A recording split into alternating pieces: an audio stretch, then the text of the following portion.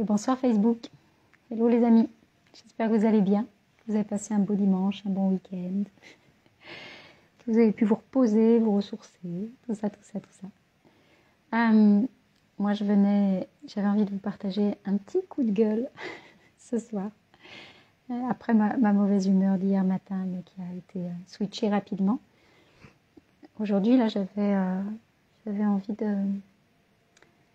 réagir sur quelque chose. Avant ça, je voulais vous dire que ces vidéos, ces capsules sur mon changement de vie et donc mon changement de maison, j'ai décidé de les partager aussi sur YouTube. Voilà, pour que ce soit accessible au plus grand nombre. Oh, j'ai la voix cassée. Pour que ce soit accessible au plus grand nombre. Et puis, comme mes aventures avec Facebook, pour le moment, n'avancent pas plus que ça.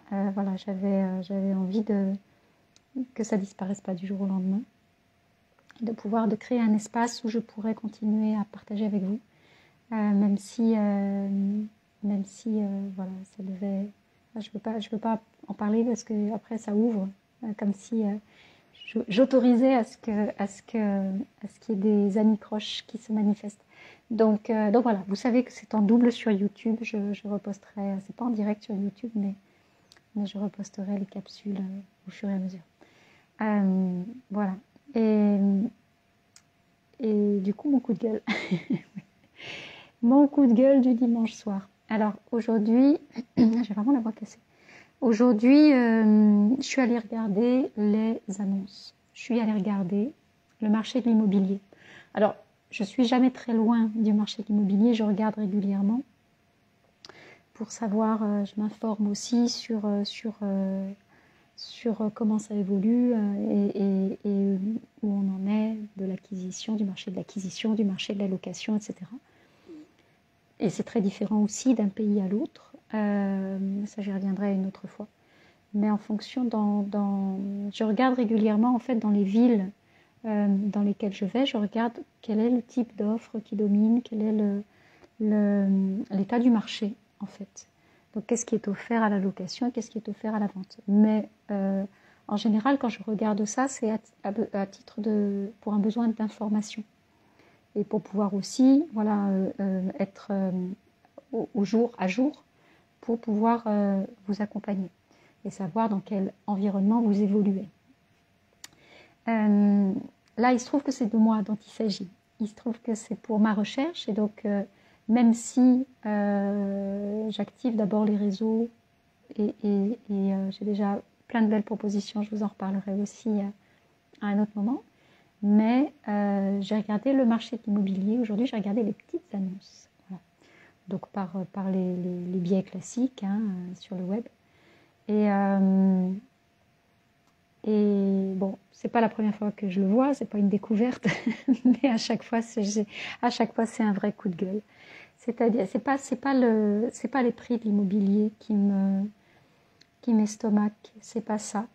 C'est la qualité des biens. C'est la qualité des biens qui sont mis sur le marché. Et quand je vois ce qui est proposé, là en l'occurrence à la location, alors je sais que le marché de la location, c'est un marché qui est à la peine, qui a peu d'offres, avec une demande. Ça c'est aussi, à force de prêcher le tous propriétaire, le marché du locatif, il a vraiment perdu en qualité.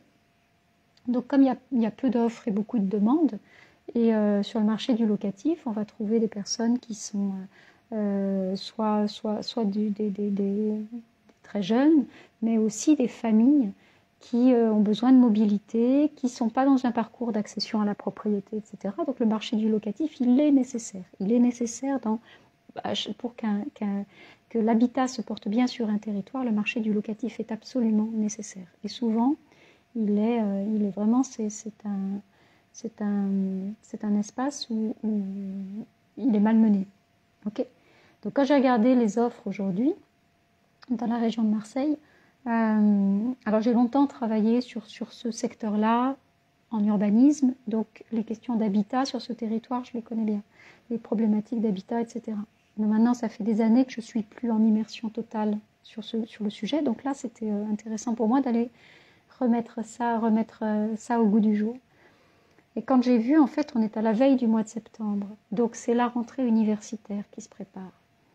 Et il y a beaucoup d'étudiants qui sont donc en demande de logement et en demande de logement locatif. Et quand j'ai vu, encore une fois, ce qu'on leur propose, quand je dis, c'est pas forcément uniquement à destination des étudiants, mais c'est vraiment à cette période-ci de l'année il y a beaucoup plus de demandes. Du coup, les offres aussi sortent du chapeau. Mais la qualité des biens, franchement, elle laisse plus qu'à désirer. Il y a des biens qui devraient pas être loués, qui sont là, qui sont sur le marché.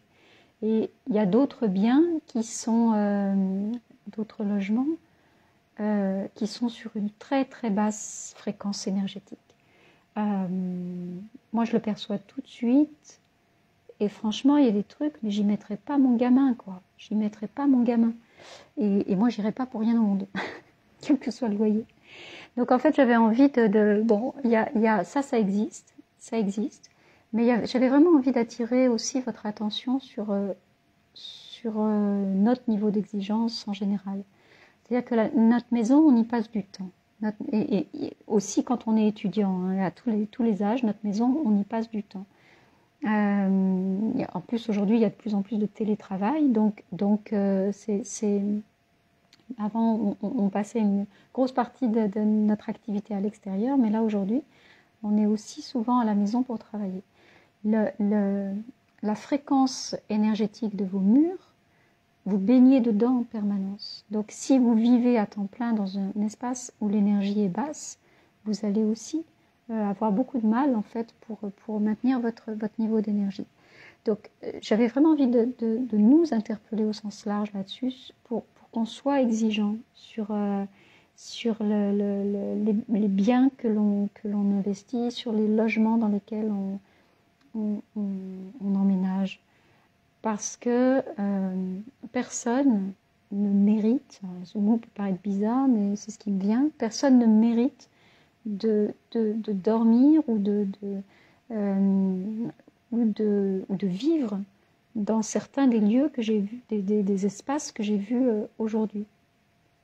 Alors, ça ne veut pas dire qu'il n'y a pas de potentiel sur ces espaces-là. Une fois qu'on est dedans, on peut transformer les choses. Mais quand même, c'est donner, j'ai envie de dire, un blanc-seing aux loueurs qui mettent ces biens-là sur le marché, sans aucune attention. En fait, on sent que ce sont des biens des logements qui ne sont absolument pas honorés, qui ne sont pas nourris, dont on ne prend pas soin. Et il est probable qu'un étudiant qui va aller là-dedans va pas prendre ce temps-là parce que c'est pas son objectif numéro 1, c'est pas sa priorité. Donc il va juste subir. Alors, pourquoi je parle des étudiants? Parce que j'ai bien senti, voilà, en fonction de la façon dont les annonces étaient formulées, que ça s'adressait beaucoup à eux. Mais c'est la même chose sur tout type de logement. Aujourd'hui, ce qui fait défaut dans le marché du locatif, beaucoup, c'est tous les grands logements, T3, T4, T5, etc., pour loger des familles. Il n'y en a quasiment plus. Donc quand il y en a, ils sont rares, et du coup, là aussi, il peut y avoir soit une envolée des prix, mais soit aussi une envolée des prix sur des biens qui n'en valent pas la peine, ou qui ne sont pas à ce niveau-là, et qui vont nous demander de l'énergie plutôt que nous en donner. Donc, soyez attentifs en fait à ce que le montant du loyer ne soit pas le seul critère que vous allez faire rentrer dans l'équation.